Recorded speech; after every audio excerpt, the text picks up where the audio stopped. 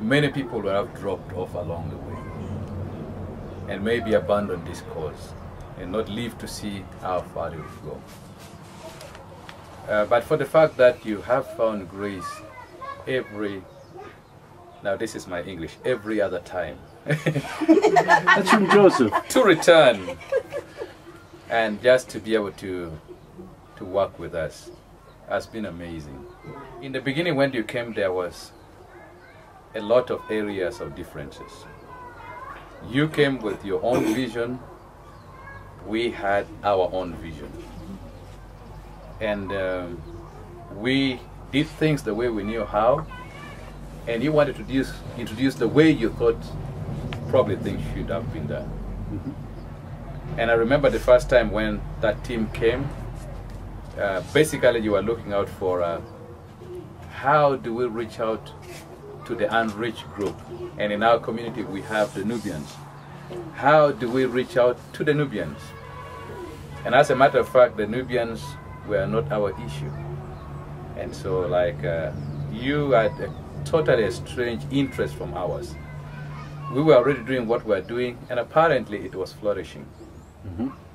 And I believe that at that point some people will say that these are not the people to work with. We have got different interests. But I just want to thank God that despite the fact that we had divergent interests, you still were able to stay with us. And over the time that you have stayed with us, we have been able to merge in almost every area.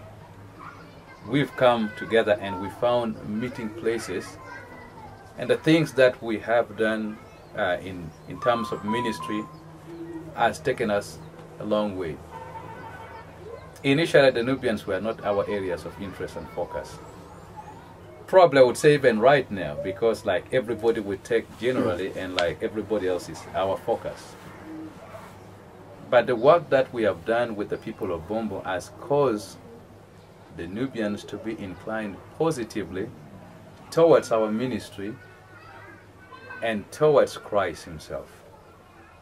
Many of the people that are Muslims, and especially the women, probably cannot accept Christ because they fear that their marriages will be destroyed. And the young people because they will be chased from their families. And so people in Islam basically fear being ostracized from their families, but otherwise there are so many people out there who would be very glad to say, I'll cross over to Christ.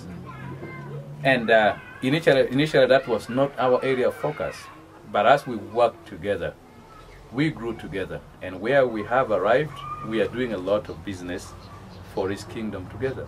I think in all these things of partnership, there is a lot of humility that is called for.